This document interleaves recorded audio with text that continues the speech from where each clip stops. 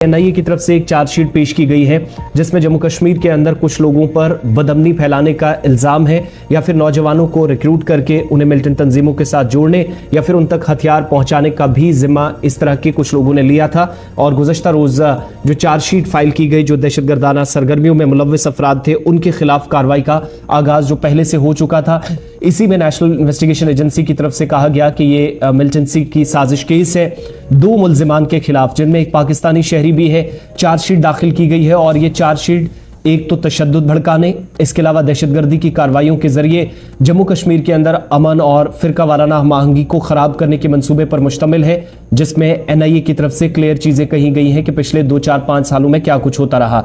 वहीं पुलिस तर्जुमान ने भी इस बात की तस्दीक की है कि मुल्जिम की शनाख्त मोहम्मद उबैद मलिक साकिन कुपवारा और मोहम्मद दिलावर इकबाल उर्फ माज कश्मीरी साकिन,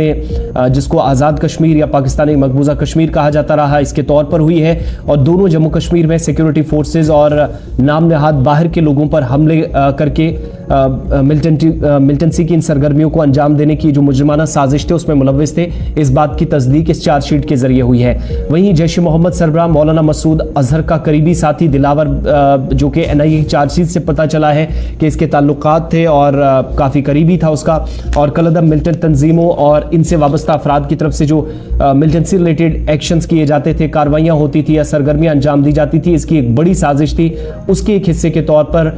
कश्मीरी नौजवानों को मिलिटेंसी के साथ या फिर इन तंजीमों के साथ जोड़ने के लिए काम कर रहा था, जो एनआईए की तरफ से अब तक इस चार्जशीट पे खुलासा किया गया है। बहरहाल जो केसेस लगे हैं उनमें दफ़ा 120B, 121A unlawful prevention activities act की 1967 की दफ़ा 18, 18B, 20 और 38 के तहत इल्ज़ामात आयद किए गए। और इस मामले में कहा गया है कि तहकीकात एनआईए के साथ जारी हैं, जो जम्मू कश्मीर में मिलिटेंसी को रिवाइव करने की कोशिश कर रहे थे या अमन और फिरका वाराना हमआहंगी को ख़राब करने में मुलव्विस थे। मिलिटेंट तंजीमों की बड़ी साजिश को बेनकाब करने का एक मौका मिला है, जिसमें एनआईए की तरफ से ताज़ा जो चार्जशीट दाखिल की गई या पेश की गई है उसमें एक पाकिस्तानी और एक मकामी जो नॉर्थ कश्मीर से ताल्लुक़ रखता है, 2 नाम जाहिर किए गए हैं एनआईए की तरफ से।